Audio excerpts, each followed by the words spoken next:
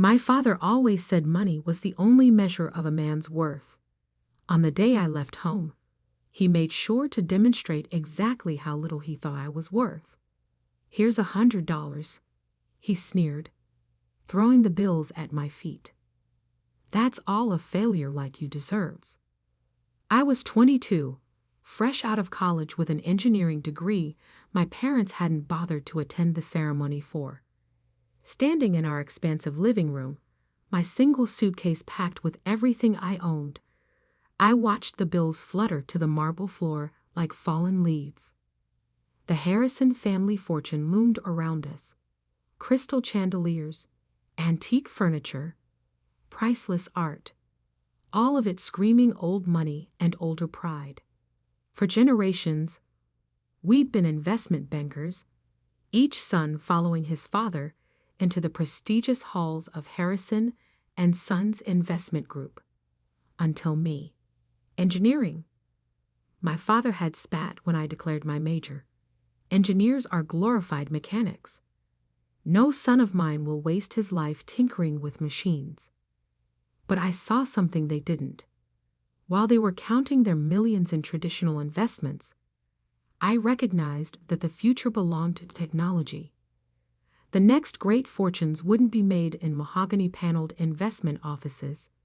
They'd be built in garages and labs by people who understood how to merge innovation with opportunity. My mother stood by the grand staircase, martini in hand at barely noon. "James, darling, there's still time to fix this. Come back to the firm. Your father can smooth things over with the board."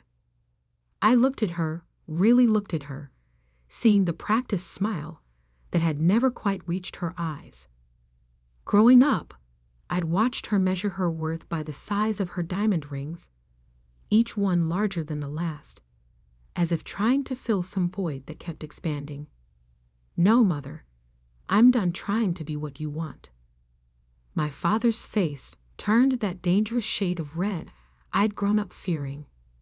"Then get out. You're no longer a Harrison. The trust fund, the connections, the legacy, you're throwing it all away for some foolish dream." I bent down and picked up the $100. The bills were crisp, new.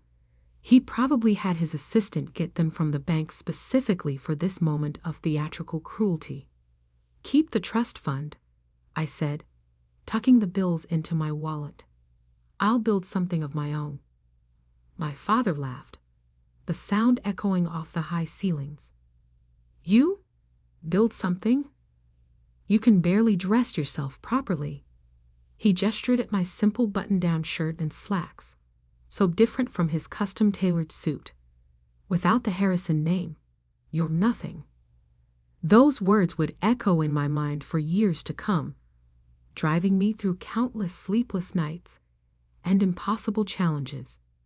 But in that moment, I just smiled. "Watch me." I walked out of that mansion with $100, a suitcase, and an engineering degree they thought was worthless. My childhood home's enormous iron gates closed behind me with a final, dramatic clang. Standing on the sidewalk, I realized I had no car. It was in my father's name. No place to live. The apartment near college had been paid for by the trust fund, and exactly $100 to my name. But I had something they didn't understand, a vision of the future and the skills to build it. I walked to the bus station, bought a $40 ticket to Silicon Valley, and used another $10 on a burger and fries. Sitting in that greasy diner, watching buses come and go, I opened my notebook and wrote 3 promises to myself. I would never use the Harrison name for gain. I would build something that would change the world. When I returned, it would be on my own terms. $50 left. Not enough to rent a place, barely enough to eat for a few days. But I had my laptop, my degree, and most importantly, an idea that had been forming in my mind throughout college. The world was rapidly moving toward renewable energy, But there was a critical problem no one had solved: storage. Solar and wind power were becoming cheaper, but batteries remained inefficient and expensive. I had developed a theoretical design for a new type of energy storage system, one that could revolutionize the entire industry. The problem was, building it would take millions in funding, years of research, and resources I didn't have. My professors had called the idea brilliant but impractical. My father had called it delusional. I called it my future. As my bus pulled away from the station, I watched my hometown disappear into the darkness. I'd spent 22 years trying to be the son they wanted. Now it was time to become the man I was meant to be. Little did I know that this $100 journey was the beginning of a story that would reshape the entire energy industry. In 10 years, I would build a company worth billions, revolutionize how the world stored and used energy, and return home not as the prodigal son, but as someone they never imagined I could become. But first, I had to survive Silicon Valley with $50 and a dream that wouldn't die. Silicon Valley wasn't the gleaming tech paradise I'd imagined. My first night, I slept on a bench in a park in Palo Alto, using my laptop bag as a pillow and my jacket as a blanket. By morning, my $50 had become $30 after buying a cup of coffee and a bagel at a local cafe. But that cafe changed everything. "You're going to get robbed sleeping out there," the barista said, watching me try to stretch my coffee for hours while using their Wi-Fi. Her name was Maya, and instead of kicking me out, she offered me a deal: help fix their constantly breaking espresso machine, and I could sleep in the storage room after hours. I fixed their machine in 20 minutes. The owner was so impressed, he offered me a part-time job doing maintenance work. Just like that, I had income and a place to sleep, even if that place was a room full of coffee beans and paper cups. During days, I worked at the cafe. During nights, I refined my energy storage designs, using the cafe's Wi-Fi to research patents and technology trends. Maya would sometimes bring me leftover pastries, peek at my complex diagrams, and ask questions that actually helped me clarify my thinking. "So basically, you're building a better battery?" she asked one night. "Not exactly," I explained, showing her my sketches. "Traditional batteries waste too much energy during storage and transfer. My design uses a new type of molecular structure that could store energy at almost 100% efficiency." She stared at the diagrams. "And why isn't anyone else doing this?" "Because it's theoretically impossible," I grinned. "But I think I found a way." 3 months of cafe work gave me enough savings to rent a tiny room in a shared house with 5 other tech dreamers. It wasn't much, but it had a desk where I could work. I also started freelancing as a technical consultant, helping local startups with engineering problems. That's how I met David Chen. "Your solution for our power management issue saved us months of work," he said after I'd helped his startup fix a critical hardware problem. "What else are you working on?" I hesitated, then decided to take a chance. I showed him my energy storage designs. David was silent for a long time, staring at my detailed technical specifications. Finally, he looked up. "This could change everything, but you'll need serious funding to build a prototype." I know. I didn't tell him about my family's wealth, about the trust fund I'd walked away from. "I'm working on it." David proved to be more than just another client. He introduced me to Dr. Sarah Wong, a leading researcher in molecular engineering at Stanford. She spent 6 hours grilling me about my designs, trying to find flaws in my theories. "It's ambitious," she finally said. "Maybe impossible. But if it works—" She paused. I have some connections at Berkeley's Energy Research Center. Would you be interested in using their lab facilities? Would I be interested in accessing one of the world's top research facilities? Yes, I managed to say calmly. I would. For the next year, I worked 4 jobs: cafe maintenance in the mornings, freelance consulting during the day, research at Berkeley's labs in the evenings, and refining my designs late into the night. I lived on energy drinks and determination. Then came the breakthrough. It happened at 3 a.m. in the Berkeley lab. I'd been testing different molecular configurations for weeks, trying to find the perfect structure for energy storage. When the test results came back, I checked them 3 times because I couldn't believe what I was seeing. It worked. The prototype stored energy at 98.7% efficiency, nearly perfect energy transfer, something that was supposed to be impossible. Dr. Wang verified my results herself. This isn't just a breakthrough, she said, staring at the data. This is revolutionary. Within a week, I had meetings with 3 major venture capital firms. David helped me prepare my pitch, and Maya came over every night to help me practice, throwing tough questions at me until my answers were perfect. The first 2 VC firms said the same thing: brilliant, but too risky. The third meeting was different. Your technology could revolutionize renewable energy storage, said Alexandra Martinez, the lead partner at Quantum Ventures. But why should we trust a 23-year-old unknown? I met her eyes. Because I've spent the last year proving impossible things are possible. Give me a chance to prove one more. They invested $5 million for a 25% stake in my company, which I named Nova Energy Systems. The name was a private joke, a new star rising from nothing. I moved the research to our own facility, hired a small team of brilliant engineers, and worked harder than ever. We faced countless technical challenges, numerous failures, and moments when it seemed everything would fall apart. But 2 years later, we did it. Our first commercial-scale energy storage system was ready for testing. When the results came in, they exceeded even our highest expectations. Our system could store and deliver energy with 99.1% efficiency, nearly 3 times better than the best existing technology.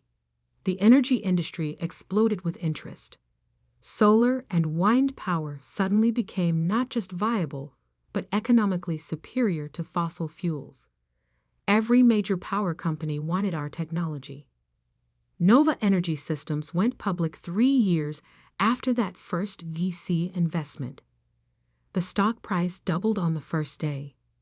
By the end of the week, my stake in the company was worth over $100 million.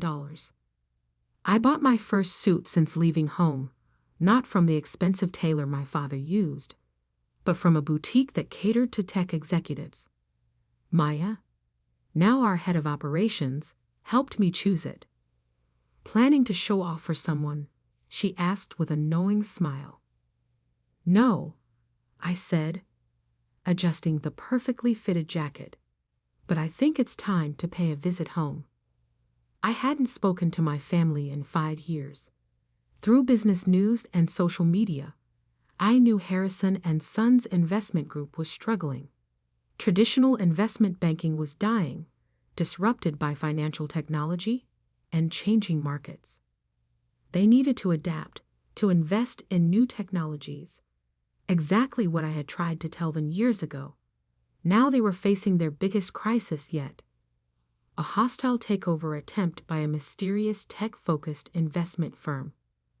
What they didn't know was that the firm, Digital Horizon Capital, was a subsidiary of Nova Energy Systems, my company. I booked a flight home, my $100 million net worth a far cry from the $100 I'd left with. But I wasn't going back to reconcile or to gloat. I was going back to buy the company that had declared me worthless. Maya caught me staring at my old family photo before I left. Are you sure about this? I tucked the photo away. They taught me that money was the only measure of worth. Time to show them exactly what I'm worth. I didn't know then that my return would shake the Harrison family to its core, that my revenge would be both sweeter and more complicated than I'd imagined, or that the $100 lesson they taught me would end up costing them everything. But I was about to find out. The Harrison and Sons Investment Group headquarters hadn't changed. The same imposing limestone building, the same gold lettering, the same air of old money arrogance. But this time, I walked in through the front door not as the disappointing son, but as the CEO of the company trying to acquire them. Mr. Blake here to see the board, I told the receptionist, using the name I'd adopted after leaving.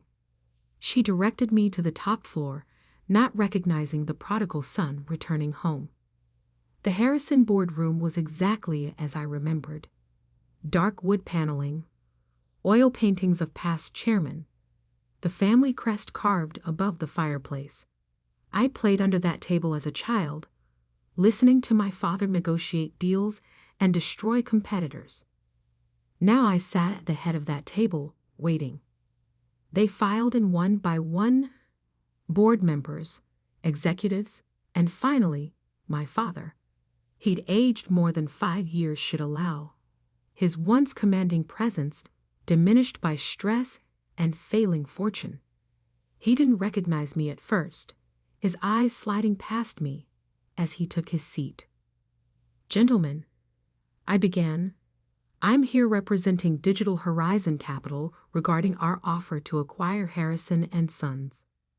We're not interested in being acquired by some tech upstart, my father snapped, still not really looking at me. Harrison and Sons has stood for 150 years and will collapse within 5 if you don't adapt. I cut in, letting my natural voice replace the carefully neutral tone I'd been using. Isn't that right, Father? The room went deadly silent. My father's face went from red to white as recognition dawned. James? Hello, Father. Miss me? One of the board members, old Mr. Peterson, who'd known me since childhood, actually gasped. Little James Harrison? Actually, it's James Blake now, I corrected him. And I'm here to discuss the future of this company. My father's shock turned to anger. This is some kind of trick. You're working for Digital Horizon? I smiled. No, Father. I own Digital Horizon. It's a subsidiary of Nova Energy Systems. I enjoyed watching their faces as the connection hit them. Yes, that Nova Energy Systems. The company revolutionizing energy storage technology worldwide. Impossible, my father whispered.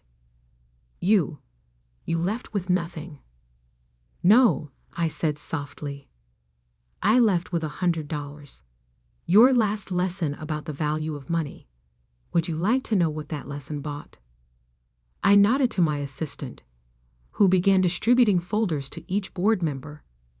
Nova Energy Systems is now worth $4.2 billion. Digital Horizon Capital, which you somehow failed to investigate properly, is our investment arm. Over the past year, we've been quietly buying Harrison and Sons stock through various shells and subsidiaries. I opened my home folder. As of this morning, we own 45% of your shares. We also own the majority of your corporate debt, which, thanks to your recent difficulties, is substantial. The blood drained from my father's face as he realized the full scope of what I'd accomplished. The son he'd thrown away had returned to take everything. The offer is simple, I continued. Harrison and Sons will be absorbed into Digital Horizon. The family name will be retired. The board will be dissolved. I paused, looking directly at my father. And you will step down, effective immediately. "You can't do this," he sputtered. "The family legacy. The family legacy is dying." I cut in sharply. "Your investment strategies are outdated, your technology is ancient, and your arrogance has blinded you to the changing world. I tried to tell you this 5 years ago, but you were too proud to listen." Mr. Peterson cleared his throat. "James, surely we can discuss this. You're still a Harrison." "No," I said firmly. "You all made it very clear that I stopped being a Harrison the day I chose to build something new instead of clinging to something old. I'm not here for reconciliation. I'm here for business." I stood up, straightening my custom-made suit that cost more than that first $100 1,000 times over. "You have 24 hours to accept the offer. If you refuse, Digital Horizon will call in all outstanding loans immediately. Harrison and Sons will not survive the week." My father found his voice again. "You would destroy your own family's company? Everything we built?" "No, Father. You destroyed it with your stubborn refusal to change. I'm offering you a chance to save what's left. The jobs, the clients, the legacy you claim to care about so much. Whether that legacy bears the Harrison name is no longer your choice." I walked to the door, then turned back one last time. "Oh, and Father? Remember when you said money was the only measure of a man's worth?" I smiled coldly. "By your own measure, what am I worth now?" The next 24 hours passed in a blur of legal meetings and press inquiries. News of Nova Energy Systems' takeover bid had leaked, sending Harrison and Sons stock into chaos. My father tried to fight, of course, calling in old favors and trying to rally support. But I had anticipated everything. Every escape route was blocked. Every potential white knight was already aligned with us. Every financial lifeline was closed. The empire he'd spent his life protecting was now in my hands. They signed the papers the next day, in the same room where he'd once thrown $100 at my feet. As the lawyers finalized the details, my father approached me. He looked old, beaten, but there was something else in his eyes. Something that might have been respect, or perhaps just resignation. "You planned this," he said quietly. "All of it." "No, Father. You planned it the moment you decided my dreams weren't worth respecting. I just built something better than you could imagine." He nodded slowly. "And now? Will you destroy everything out of revenge?" I looked at him for a long moment. "No, I'm going to rebuild it into something that actually matters. Harrison and Sons will become part of a company that's helping to solve the world's energy crisis, not just moving money from one account to another. The fact that it's no longer yours is just poetic justice." As I turned to leave, he called out one last time, "James, that $100.